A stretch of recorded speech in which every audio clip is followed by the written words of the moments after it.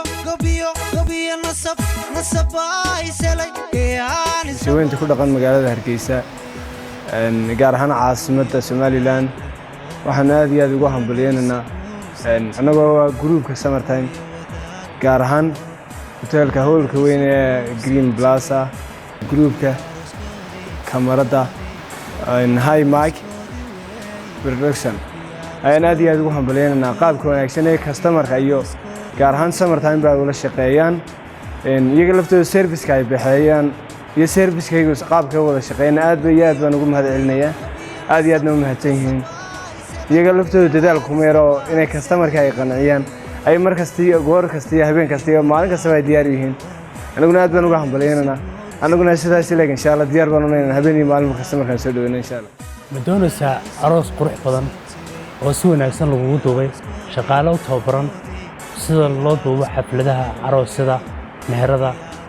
iyo waxyaabo kale oo badan documentary-ga ay ku hayso High Mic Production and ICT Solution mar rabtaa xaflad aad iyo aad loo soo agaasimay oo si qurux badan lagu duubay oo ay ku duubeen khubaro si wanaagsan u baratay barnaamijka media-ha oo wax weyn xafladaada si qurux badan kugu qurxinaya oo runtii isticmaalaya qalab aad iyo aad u muhiim ah oo qalabkii ku habboonaa ee loogu talagalay waa 4K ama HD format loo yaqaano ku soo saaraya oo runtii adeegsanaya khibrad iyo waayo-aragnimo fara badan oo ay ka muuqato aqoon oo professional oo ku xeel dheer sida loo sameeyo xafladaha iyo programmada haddaba High Mic Media Production oo ku taala magaalada Hargeysa waxay kugu bishaareynaysaa inay ku sameyn doonto barnaamijyo tayo leh oo qurux badan arooskaaga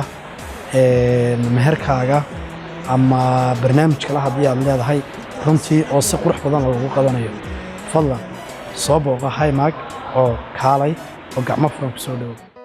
ku soo dhawo gacmo furan howlka Green Plaza oo ay ugu sugan yihiin shaqaalaha High Mic Production and ICT Solution